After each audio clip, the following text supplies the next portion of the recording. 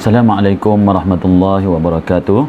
Alhamdulillahirabbil alamin wassalatu wassalamu ala asyrafil anbiya'i wal mursalin sayyidina Muhammadin wa ala alihi wa sahbihi ajma'in.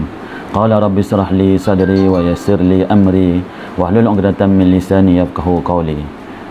Yang dihormati ibu bapa, penjaga sekalian, anak-anak murid, rakan-rakan guru, terlebih dahulu Ustaz mengucapkan ribuan terima kasih kepada unit dakwah SKC Saujana kerana memberi peluang kepada Ustaz untuk menyampaikan sedikit perkongsian tentang hari ini kita akan membicarakan tentang nuzul Al-Quran, peristiwa nuzul Al-Quran.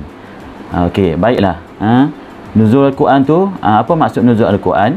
Nuzul Al-Quran maksudnya peristiwa penurunan Al-Quran. Nuzul dalam bahasa Arab bermaksud nuzul, turun, turunnya Al-Quran. Okey, baiklah, sebelum kita pergi kepada peristiwa penurunan Al-Quran, ada baiknya terlebih dahulu kita berkenalan dengan apa itu maksud Al-Quran. Okey, Al-Quran ialah kalam Allah yang diturunkan sebagai mukjizat kepada Nabi Muhammad sallallahu alaihi wasallam dalam bahasa Arab, dan membacanya merupakan satu ibadah. Okey, ini istimewanya Al-Quran. Al-Quran ini diturunkan kepada Nabi Muhammad sallallahu alaihi wasallam. Sebagaimana yang kita maklum, mungkin anak-anak dah belajar masa darjah 1 dan juga darjah 2, bagaimana setiap nabi menerima wahyu, dan kita ada juga 4 orang rasul. Kalau nabi, kita tak perlu sampaikan wahyu tu kepada orang lain, tapi rasul, dia bila terima wahyu, dia wajib menyampaikan wahyu tersebut kepada pengikut-pengikutnya, kepada umatnya. Okey, sebagaimana yang anak-anak sedia maklum, kita ada 4 rasul yang utama. Okey, rasul ni diturunkan kepada mereka kitab-kitab. Yang pertama, Nabi Daud. Kitab yang diturunkan kepadanya adalah kitab Zabur. Yang kedua, Nabi Musa. Kitab yang diturunkan kepadanya adalah kitab Taurat. Dan seterusnya, yang ketiga, kepada Nabi Isa, diturunkan kepadanya kitab Injil. Dan yang terakhir sekali, Nabi Muhammad sallallahu alaihi wasallam, diturunkan kepadanya kitab Al-Quran. Okey, inilah istimewanya Al-Quran, disampaikan Allah melalui perantaraan malaikat Jibril ataupun Jibrail. Boleh dipanggil Jibril atau juga Jibrail, dan ianya diturunkan dalam bahasa Arab. Dan istimewanya bila membaca Al-Quran ni, dia menjadi pahala. Okey. Okey, kita tengok proses penurunan wahyu. Okey, wahyu pertama diturunkan kepada Nabi Muhammad di mana, anak-anak? Di Gua Hira.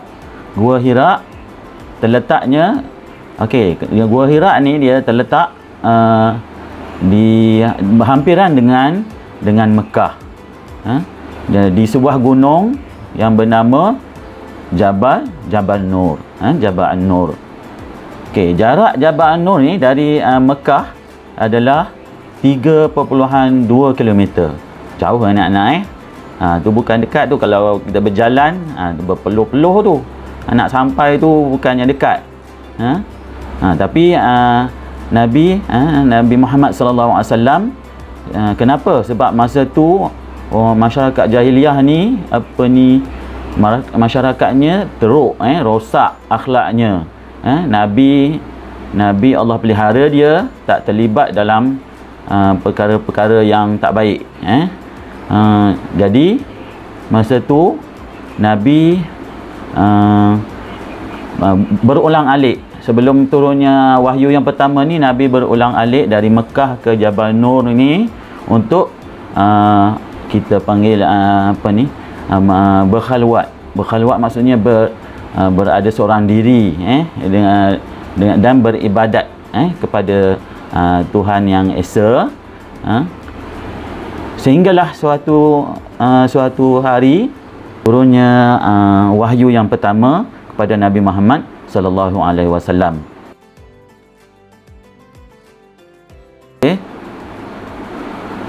Kita tengok penurunan malaikat tadi, malaikat yang menurunkan wahyu adalah malaikat apa tadi? Malaikat Jibril ataupun Jibrail. Okey. Pada waktu tersebut Nabi dah berusia 40 tahun. 40 tahun. Dan peristiwa penurunan ni berlaku pada 17 Ramadan. 17 Ramadan. Di mana tadi? Di Jabal An-Nur. Di Jabal An-Nur tu ada sebuah gua yang kita kenali. Gua tu adalah Gua Hira. Gua Hira. Okey, kita tengok sejarah penurunan Al-Quran bagaimana berlakunya. Okey. Malaikat Jibril datang menemui Nabi Muhammad sallallahu alaihi wasallam dan meminta baginda membaca. Tapi Nabi Muhammad menyatakan baginda tidak boleh membaca. Pada waktu tersebut datangnya malaikat Jibril memeluk Nabi Muhammad dan meminta Nabi Muhammad membaca. Jawab Nabi, ma'ana biqari'in, saya tak tahu membaca. Pada waktu tersebut sebanyak 3 kali. Lepas tu malaikat Jibril lepaskan. Lepas tu peluk lagi. So baca lagi, Iqra. Jawab Nabi, saya tak tahu membaca. Sampailah 3 kali. Lepas tu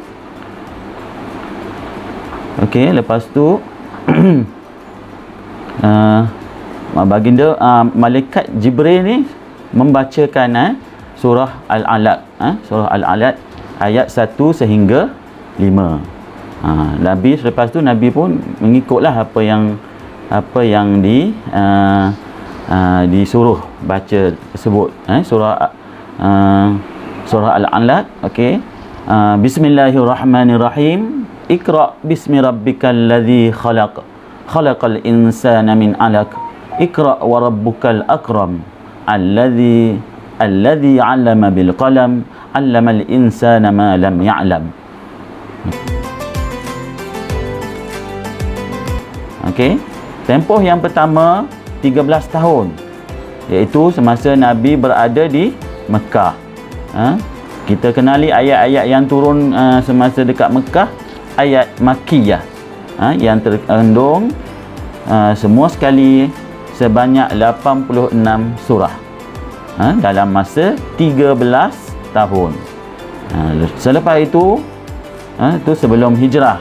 Setelah itu, selepas hijrah, Nabi berpindah ke Madinah. Okey. Semasa di Madinah sebanyak 28 surah.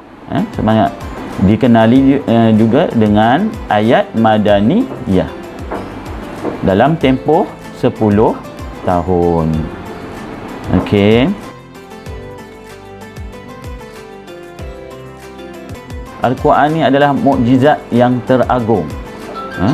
Kalau kita pernah mendengar cerita sebelum ni, setiap Nabi ada mukjizat masing-masing. Dan Nabi Muhammad sendiri pun ada mukjizat. Anak-anak ingat lagi tak? Mukjizat kepada Nabi Muhammad antaranya Nabi Muhammad pernah satu ketika orang kafir meminta Nabi Muhammad supaya tunjukkan bukti bahawa Nabi ni adalah seorang rasul.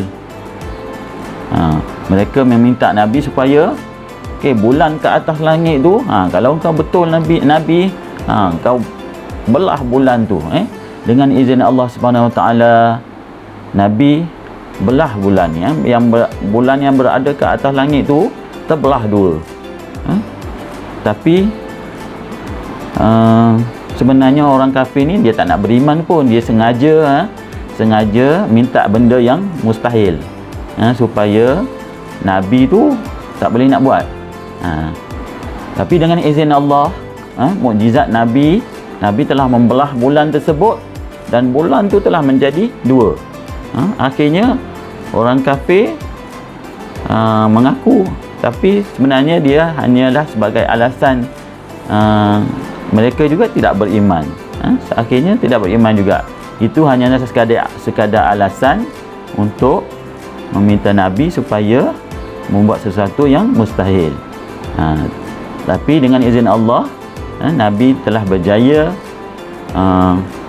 membelah bulan tersebut, dan akhirnya dengan izin Allah balik bulan tu bercantum balik. Lepas tu satu lagi antaranya mukjizat juga, keluarnya air dari celah-celah jari baginda. Bila dalam satu peperangan tu tentera Islam tak ada air untuk diminum. Okey, dengan izin Allah, Nabi celupkan tangan baginda yang mulia tu dalam air dan keluar air sebanyak keluar air banyak semua tentera Islam, orang Islam dapat menggunakan air tersebut. Dengan mukjizat tersebut membuktikan bahawa Nabi adalah seorang rasul. Tapi mukjizat tersebut, mukjizat tadi adalah mukjizat yang kecil saja. Dan yang teragung inilah dia, mukjizat Al-Quran. Dia menjadi mukjizat yang paling agung bagi umat Islam, bagi orang Islam. Okey, yang seterusnya, yang kedua, petunjuk bagi orang beriman dan bertakwa. Okey, Al-Quran ni juga merupakan perlembagaan, buku perlembagaan. Di dalamnya terdapat berbagai hukum hakam dan juga peraturan Islam. Yang ketiga, kelebihan Al-Quran, membacanya merupakan ibadah. Okey, ni yang istimewa. Ni yang istimewanya Al-Quran. Kalau kita baca komik, buku cerita, buku novel tak dapat pahala. Tapi kalau kita baca Al-Quran, walaupun satu huruf, kita mendapat pahala. Itulah yang dinamakan membacanya dapat sebagai ibadah. Yang keempat, Al-Quran ni akan menjadi pemberi syafaat di akhirat nanti. Siapa yang banyak membaca Al-Quran, maka Al-Quran tersebut akan memberi syafaat kepada orang yang membacanya. Okey, yang kelima, sumber untuk mengetahui perintah dan larangan Allah Subhanahu wa Ta'ala. Sebagaimana Ustaz terangkan tadi, dalam Al-Quran ni kita dapat tahu hukum hakam berkaitan dengan kewajipan solat, kewajipan puasa, dan larangan-larangan yang ada dalam Islam. Dan seterusnya, nombor 6, mengandungi pengajaran daripada peristiwa yang lalu. Okey, dalam Al-Quran banyak diceritakan tentang kisah-kisah umat yang terdahulu. Contohnya umat yang berlaku pada Nabi Soleh, apa yang berlaku pada umat Nabi Musa. Okey, baiklah. Untuk membaca Al-Quran ni kita perlu ada adab. Di antara adab-adab membaca Al-Quran, kita bahagikan kepada 3 bahagian. Adab sebelum membaca Al-Quran, adab semasa membaca Al-Quran, dan yang akhir sekali adab selepas membaca Al-Quran. Okey, kita tengok adab sebelum membaca Al-Quran. Yang pertama sekali, mestilah niat kerana Allah Ta'ala. Jangan niat kerana benda lain. Kalau tak, nanti kita tak ada pahala. Kalau kita niat nak membaca tu untuk menunjuk-nunjuk, kita tak ada pahala untuk bacaan yang kita lakukan. Okey, seterusnya, mestilah suci daripada hadas. Ini anak-anak akan belajar nanti. Suci daripada hadas. kita ada dua hadas, hadas kecil dan juga hadas besar. Okey, orang yang hendak membaca Al-Quran mestilah suci daripada hadas kecil dan juga hadas besar. Seterusnya bersiwak ataupun bersugi. Okey, kita digalakkan sebelum membaca Al-Quran supaya kita bersugi atau berus gigi berus gigi. Yang seterusnya berwuduk. Sebelum baca Al-Quran juga kita perlu berwuduk. Okey. Adab semasa membaca Al-Quran pula. Okey, yang pertama, pakaian mestilah bersih dan menutup aurat. Yang kedua, mesti menghadap kiblat. Kita diminta sunat ni menghadap kiblat. Menghadap kiblat. Dan yang ketiga, tinggikan kedudukan Al-Quran. Okey, baiklah. Semasa kita membaca Al-Quran tu juga jangan letak kat bawah sebab itulah kita biasanya kita biasa bila kita membaca Al-Quran, kita letakkan di atas apa? Atas rehal supaya Al-Quran yang kita pegang tu berada tinggi. Tinggi daripada tempat duduk. Dan seterusnya membaca ta'awuz. Apa dia ta'awuz ni? Ta'awuz ni ialah a'udzubillahi minasyaitonir rajim. Okey. Dan hendaklah juga membaca dengan bertajwid. Bertajwid maksudnya membaca dengan sebutan yang betul lah. Dan membaca sebutan yang betul dan juga tajwid yang tepat. Okey. Seterusnya tartil dan tertib. Tartil ni maknanya kita baca tu jangan dalam keadaan tergopoh gapah. Baca dengan tartil. Tartil maksudnya dengan tenang dan juga tertib. Tenang dan tertib. Dan seboleh-bolehnya hendaklah kita kalau boleh dengan penuh penghayatan. Kalau seeloknya kita faham apa yang kita baca. Itu lebih baik supaya dia lebih meresap dalam hati kita. Kita faham apa yang kita baca.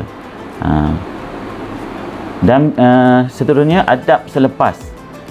Bila setelah selesai kita membaca Al-Quran, hendaklah kita berdoa. Berdoa semoga amalan kita, bacaan kita diterima. Dan akhir sekali mengucup Al-Quran. Mengucup Al-Quran yang telah kita baca tadi.